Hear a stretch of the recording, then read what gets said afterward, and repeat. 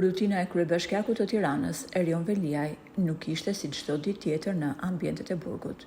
Ai u zgjua herët në mëngjes, veshi kostumin, këmishën dhe kravatën, e më pas i hipi furgonit të policisë për të ardhur në Tiranë. Për disa orë, Veliaj do të arrijë të ketë pak më shumë frymëmarrje dhe të ndjej më shumë liri, edhe pse kjo do të zgjasë vetëm disa orë. Në gjykatën kushtetuese, po shqyrtohet në seancë publike ankimimi i Erion Veliajt për shkarkimin nga detyra si kryebashkiak i Tiranës.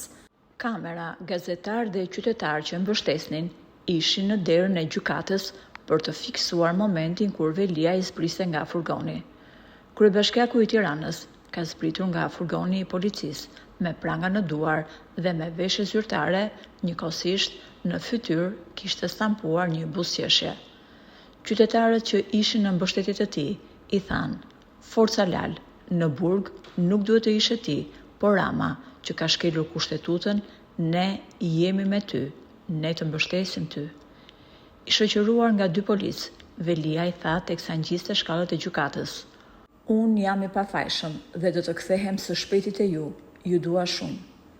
Edhe pse pritet të jetë një maraton gjyqësore, presidenca dhe kryeministria kanë dërguar në gjykatë juristët më të mirë, të cilët do të kundërshtojnë argumentet e Erion Veliajt.